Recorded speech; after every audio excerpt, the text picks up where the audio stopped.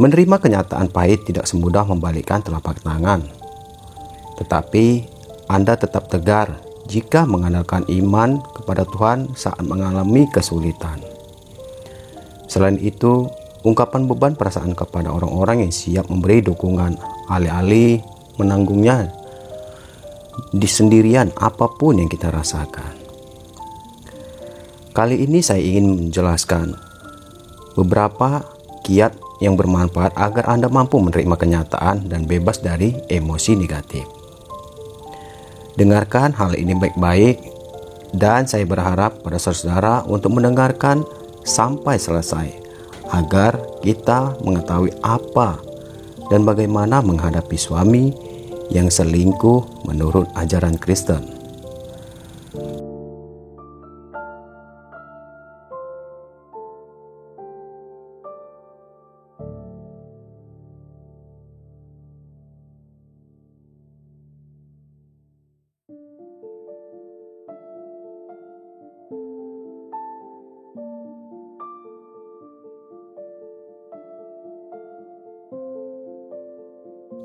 Shalom saudara-saudara terkasih di dalam Tuhan Yesus Kristus. Hari ini saya ingin membahas 13 cara menghadapi suami selingkuh menurut ajaran Kristen. Sebelum saya membahas ini, seperti biasa saya ingin mengajak saudara untuk bersatu di dalam doa. Terima kasih Allah Bapakku, terima kasih Yesusku, buat segala kebaikan-Mu hari ini ya Tuhan. Biarlah Tuhan sebentar kami akan mendengarkan kebenaran firman-Mu. Berkatilah mereka yang selalu setia untuk selalu mendengarkan kebenaran firman-Mu. Dan berkati juga Tuhan, hamba-Mu sebentar juga akan menyampaikan segala apa yang ada dalam pikirannya melalui segala apa yang tertulis di dalam Alkitab. Terima kasih Allah Bapakku, terima kasih Yesusku, kami serahkan semuanya saat ini ke dalam tangan-Mu. Haleluya, amin. Baik, tema khotbah saya hari ini yaitu 13 cara menghadapi suami selingkuh menurut ajaran Kristen. Saat menemukan bukti bahwa suami berselingkuh, wajar jika kita atau Anda marah dan sedih. Namun, Anda kesulitan mengatasi perasaan yang berkecamuk dan tidak tahu harus berbuat apa. Menerima kenyataan pahit tidak semudah membalikkan telapak tangan. Tetapi Anda tetap tegar jika mengandalkan iman kepada Tuhan saat mengalami kesulitan. Selain itu, ungkapan beban perasaan kepada orang-orang yang siap memberi dukungan, alih-alih menanggungnya di sendirian apapun yang kita rasakan. Kali ini saya ingin menjelaskan beberapa kiat yang bermanfaat agar Anda mampu menerima kenyataan dan bebas dari emosi negatif. Dengarkan hal ini baik-baik, dan saya berharap pada saudara untuk mendengarkan sampai selesai agar kita mengetahui apa dan bagaimana menghadapi suami yang selingkuh menurut ajaran Kristen. Yang pertama, rasakan semua emosi yang muncul. Berikan waktu kepada diri sendiri untuk merasakan emosi negatif. Orang yang mengandalkan Tuhan bukan berarti harus selalu kuat. Alih-alih memendam emosi negatif, menangislah jika Anda merasa sedih. Kalau Anda marah, akui bahwa Anda sedang marah sambil merasakannya. Penderitaan yang Anda alami mungkin bagian dari rencana Tuhan untuk menolong Anda dengan memberikan pelajaran berharga melalui peristiwa ini. Berdoalah agar Anda mampu memetik pelajaran dari kejadian ini dan mendekatkan diri kepadanya. Contohnya, jika Anda cepat marah, Tuhan ingin Anda belajar bersabar dengan selalu mengandalkannya saat menghadapi kesulitan. Kalau Anda menangis terisak-isak saat curhat kepada teman, Tuhan ingin Anda selalu bersyukur karena ada orang yang selalu mendukung dan memperhatikan Anda. Lalu yang kedua, andalkan Tuhan sebagai sumber penghiburan. Mintalah Tuhan menguatkan dan memberkati Anda.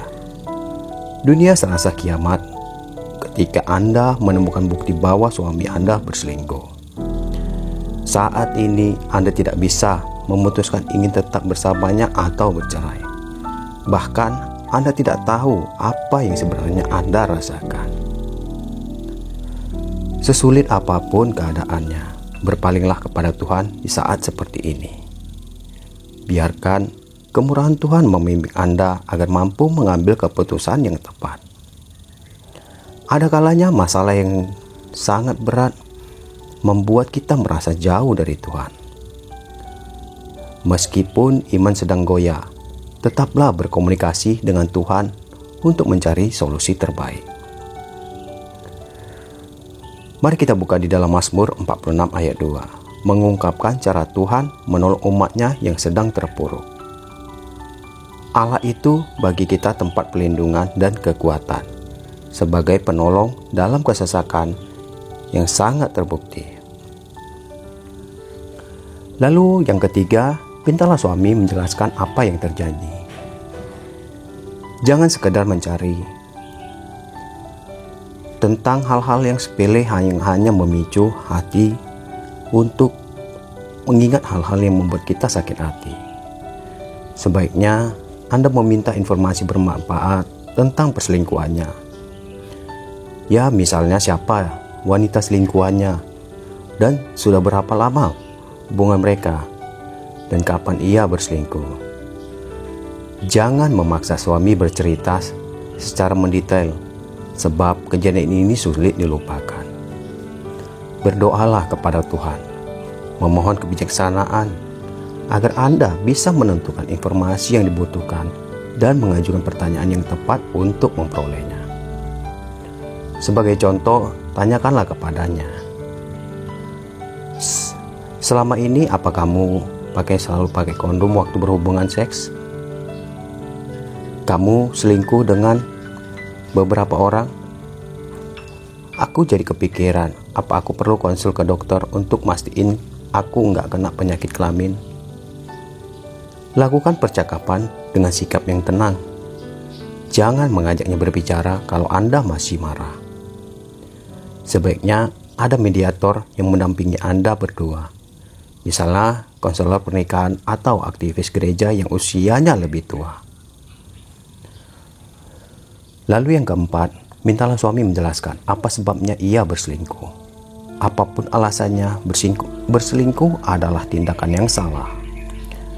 Tetapi setidaknya langkah ini membantu Anda mendapatkan penjelasan apa yang sebabnya ia berselingkuh. Perselingkuhan terjadi dengan berbagai alasan. Meskipun penjelasannya sulit diterima, Anda mampu mengendalikan emosi jika memahami apa sebabnya hubungan Anda berdua bermasalah. Sebagai contoh, tanyakan kepadanya, apa hubungan kita selama ini kurang memuaskan?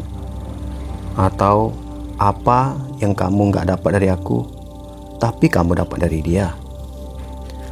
Anda berdua perlu berkomunikasi untuk mencari tahu apa sebabnya ia berselingkuh.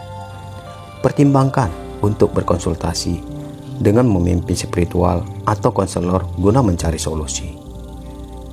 Lalu yang kelima, jangan menyalahkan diri sendiri. Ingatlah bahwa Anda tidak bersalah.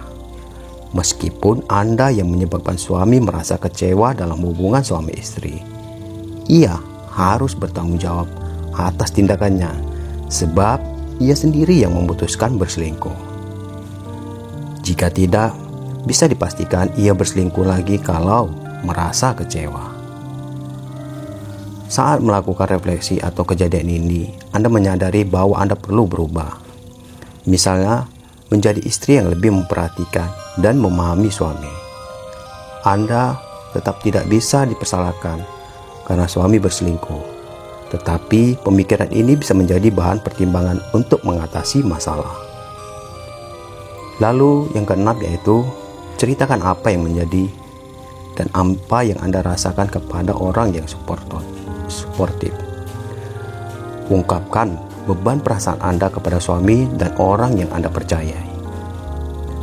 Alih-alih memendam emosi negatif, Anda berhak memberitahu suami betapa menyakitkan tindakannya.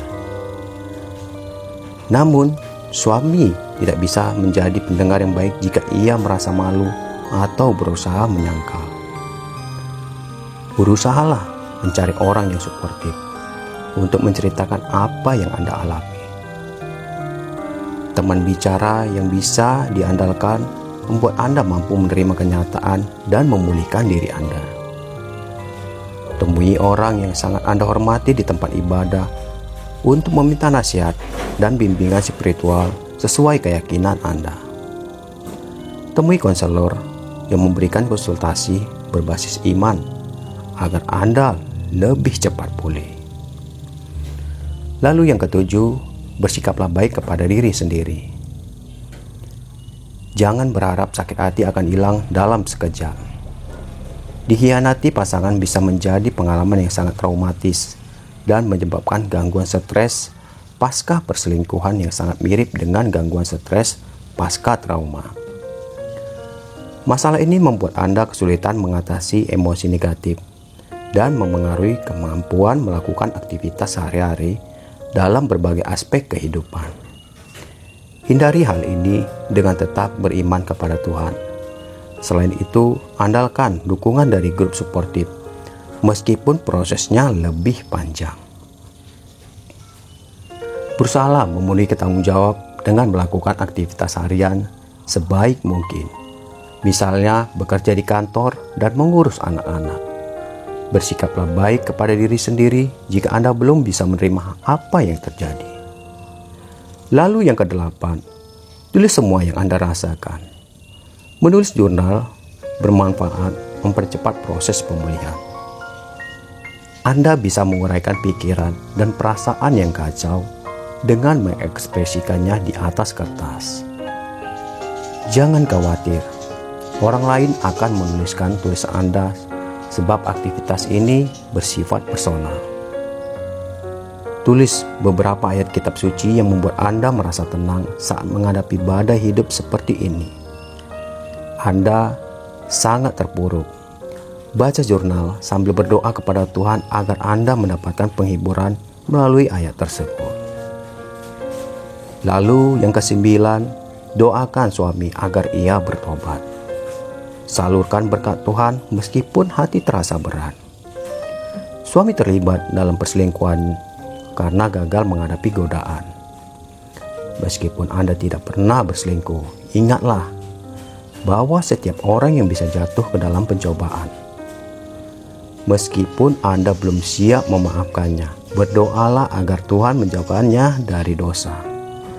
Suatu hari, mungkin Anda menyadari bahwa pengalaman ini merupakan bukti kebaikan dan kasih Tuhan. Jangan berhenti mendoakannya. Meskipun Anda ingin bercerai. Yesus berkata kepada murid-muridnya dalam Injil Lukas 6 ayat 28. Berdoalah bagi orang yang mencaci kamu. Ingat, Lukas 6 ayat 28. Berdoalah bagi orang yang mencaci kamu. Lalu yang ke-10, menginaplah di tempat lain jika diperlukan. Katakan kepada suami bahwa Anda ingin berpisah untuk sementara waktu jika Anda perlu menyendiri guna mencari tahu responnya. Mungkin Anda perlu banyak waktu untuk mengatasi sakit hati dan sepertinya tidak bisa mempercayai suami setelah kejadian ini. Ada baiknya Anda atau suami meninggalkan rumah untuk sementara waktu agar bisa menjalani keseharian dengan tenang.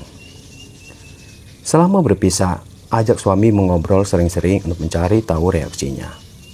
Apakah ia merasa bersalah, meminta maaf, dan ingin memperbaiki hubungannya untuk memulihkan rasa saling percaya diri di antara Anda berdua.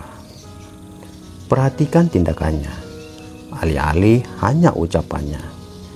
Jika ia berusaha keras membuktikan bahwa ia ingin memperbaiki hubungan, misalnya dengan memenuhi semua janjinya dan bersikap transparan kepada Anda, mungkin ini pertanda baik untuk menerimanya kembali. Lalu yang ke-11, tentukan langkah selanjutnya.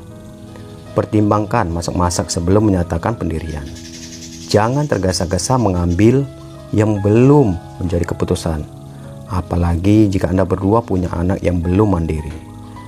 Sebelum memutuskan, pertimbangkan apa yang terjadi dan pemicunya. Anda juga perlu menentukan hal-hal yang dibutuhkan untuk menjaga kesehatan emosional agar pernikahan bisa dipertahankan. Berdoalah agar Anda mampu mengambil keputusan yang tepat dan sempatkan berdiskusi dengan orang-orang terkasih. Tetapi jangan mengabaikan kata hati. Jika Anda ingin tetap bersamanya, pikirkan hal-hal yang perlu dilakukan agar Anda berdua lebih akrab dan mesra. Tentukan batasan yang jelas agar ia tahu apa yang boleh dan yang tidak boleh dilakukan selama Anda memulihkan diri. Kalau ia berusaha membela diri dan tidak menyelesaikan atau menyesali perbuatannya, atau tidak percaya lagi kepadanya, pertimbangkan untuk bercerai. Dalam kitab suci sudah dijelaskan bahwa perzinahan merupakan alasan yang mutlak untuk bercerai. Lalu yang ke-12, mintalah dukungan dari grup suportif bagi korban perselingkuhan. Berusahalah menghubungi seseorang yang Anda percayai dan siap menjadi pendengar yang baik. Sebaiknya Anda mengungkapkan beban perasaan kepada orang yang pernah menjadi korban perselingkuhan. Untuk itu, cari tahu ada tidaknya grup suportif di kota Anda. Mulailah mencari informasi dengan menghubungi pengurus organisasi kemasyarakatan atau komunitas religius. Jika lokasinya sangat jauh, gunakan internet untuk mencari grup suportif.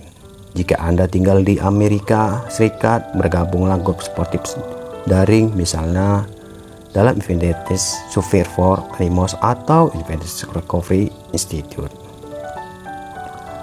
Mungkin Anda berada di kota lain, Anda bisa mencari grup-grup konseling.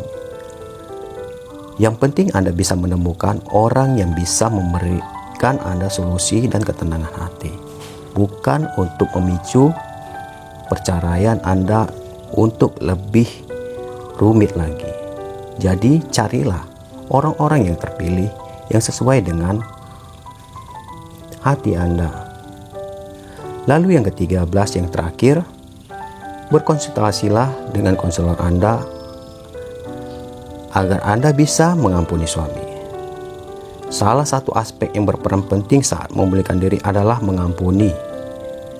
Dalam Injil Lukas 6 ayat 37, Yesus bersabda, "Ampunilah dia, dan kamu akan diampuni." Meskipun hal ini sangat sulit, berusahalah menerima kenyataan bahwa ia adalah manusia biasa yang tidak luput dari kesalahan, agar Anda terbebas dari sakit hati. Ingatlah bahwa Tuhan mengampuni dosa kita dan meminta kita mengampuni orang lain. Jika Anda tidak berhasil mengatasi masalah ini sendiri, berkonsultasilah dengan konselor yang melakukan terapi untuk mengatasi gangguan emosional dengan memberikan bimbingan spiritual. Ingat kata-kata saya. Mengampuni suami bukan berarti Anda harus mempercayai suami yang berselingkuh. Anda boleh memutuskan bercerai meskipun sudah mengampuni kesalahannya. Mungkin hal ini terasa pahit, tapi di dalam Alkitab kita diajarkan untuk mengampuni, membuang kepahitan di dalam diri kita. Dan berusahalah untuk belajar memaafkan. Mintalah hikmat dari Tuhan dan belajarlah seperti Yesus yang mengampuni segala musuh-musuhnya. Karena yang diajarkan dalam diri orang Kristen adalah kasih, bukan sakit hati. Dan saat ini saya mengajak saudara-saudara untuk bersatu di dalam doa. Terima kasih Allah Bapakku, terima kasih Yesusku. Tuhan, jauhkanlah kami Tuhan dari hal-hal tentang perceraian, dari hal tentang segala yang mengganggu apapun kedamaian di dalam rumah tangga kami. Biarlah Tuhan keterbukaan di dalam kami sebagai suami istri itu terjadi oleh karena kuasa-Mu. Biarlah kedamaian yang memenuhi rumah tangga kami ya Bapa. Dimanapun kami berada ya Tuhan, berkatilah hidup kami. Biarlah kami tetap bersandar di dalam Engkau. Apapun yang kami lakukan hari ini, biarlah kami serahkan semuanya ke dalam tangan-Mu. Terima kasih Allah Bapakku, terima kasih Yesusku. Sebentar juga kami akan beraktivitas Bapa. Berkati kami Bapa, jagai kami. Terima kasih kuasa Roh Kudus-Mu yang selalu melindungi kami. Haleluya. Amin. Baiklah saudara-saudara, tetaplah semangat, dan apapun masalahmu, serahkan semuanya ke dalam tangan Tuhan. Tuhan Yesus memberkati. Haleluya. Amin.